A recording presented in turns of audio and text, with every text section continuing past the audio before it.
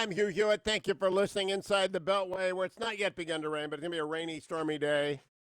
Hopefully, I'll get out on the byways and the tracks of the trails before the rain begins. I'm joined by Lieutenant General David Deptula, Dean of the Mitchell Institute for Aerospace Studies, retired from the United States Air Force. Good morning, General. Good to have you back. Hey, good morning, Hugh. Great to be here. This past weekend, I sat down with a senior member of the national security apparatus inside the White House.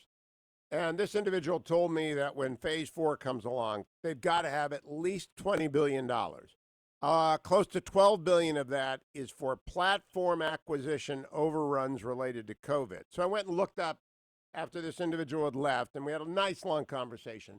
What had happened to the F-35? And it turns out that the F-35, in fact, has been badly impacted by the COVID. The production has slowed way down. The costs have gone up.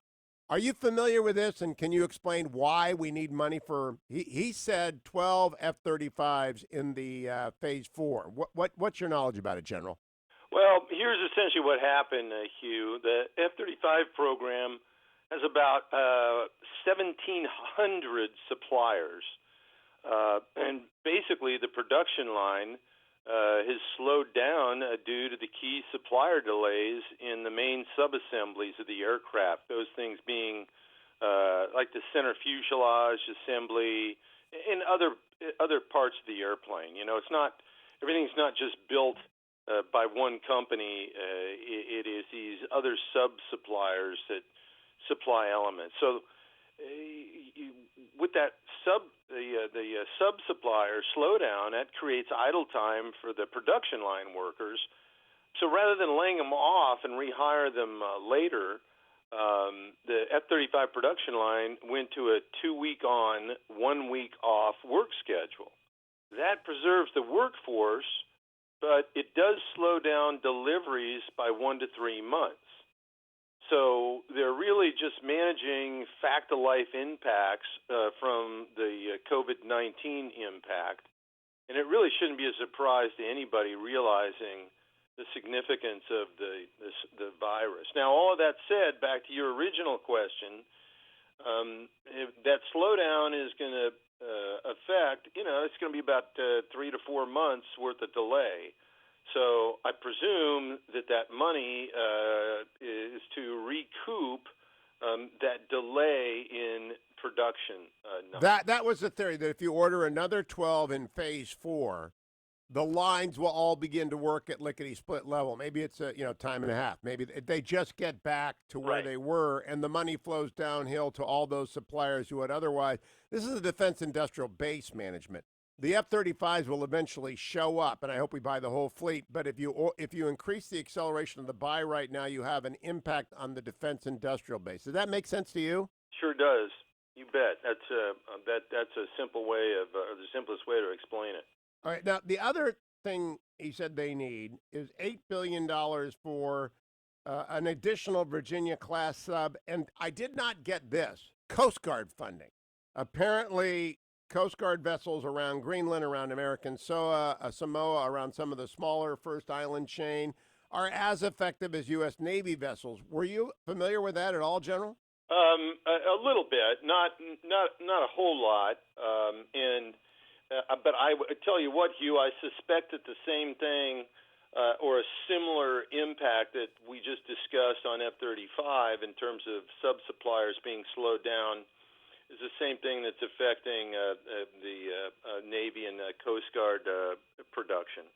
All right. Now, talk to me a little bit about deterrence of PRC actions beyond Hong Kong. There is literally nothing that the United States can do about Hong Kong under the terms of the 1997 treaty except withdraw a special status it enjoys and urge banking and finance to flee, what is now basically being swallowed by the Chinese Communist Party whole in one bite, according to General Secretary Xi's demands. There's not much we can do, nor would we consider doing militarily. What might we do to deter further aggression? And this time I'm thinking Taiwan is the golden jewel of the First Island chain. What can we do? Well, some of the things that we can do is show our ability to project power in the region. And one of the things that the Air Force did here recently, has been doing more and more of it, is demonstrating the ability to project power by flying B-1 bombers over the South China Sea. We flew two of them over there on Tuesday, which is the latest action in an increasing number of U.S. military demonstrations in the region. What this involved was 4 bombers deployed to Guam, and they're the ones that flew the mission to basically demonstrate the Air Force's ability to operate anywhere international law allows at the time and tempo of our choosing. And so that sends a pretty powerful message, and it tends to deter further adventurism by the Chinese in the South China Sea. So that's one significant element that you've seen. Maybe it hasn't made national headlines, but it's out there, and certainly China and our allies in the region are aware of that power projection capability. How many B-2s do we have, General? B-2s, we have 20. 20, that's it. That's America's stealthy bomber fleet, all right? And that's why America needs to get on with producing the B-21. Now, when does that we cover the same ground often, but we got Steelers fans, so it doesn't hurt. When is the first B-21 going to roll off the assembly line? There's still estimates because it's under development, but we're looking probably in the 2023-2024 time frame. Has it been funded adequately for a first tranche? Not the first production tranche, but development of the airplane. You know, the building of the initial prototype and the research and development work is flowing adequately. Because Phase 4 is supposed to be limited by a decree of the leader, and I understand why he's doing this, to COVID-related expenditures. Do you consider, General Deptula, money spent on the B-21 to be COVID-related in that it helps deter the Chinese? Well, absolutely. I mean, one of the things that's being significantly neglected, and I say significantly, not completely, because you just mentioned some of the monies that might come forward for defense, but defense writ large. I mean, we just increased our national debt by $6 trillion, and you know, a mere fraction of that went to defense.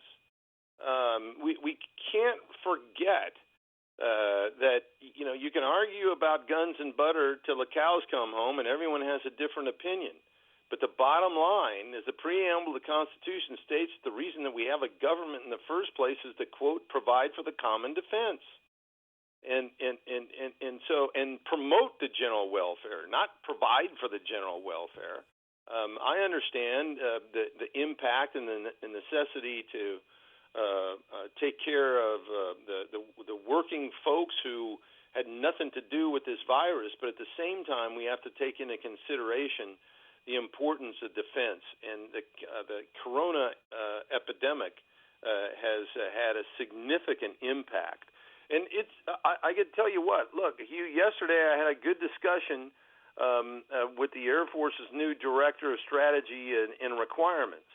And he made it very clear that COVID-19 is accelerating a modernization day of reckoning, if you will, because with the declining resources given to defense, there has to be a choice. We can either modernize or we maintain the older equipment that we have. And the older equipment that we have, I've said this before, we've got a geriatric Air Force. We're flying bombers that are 58 years old.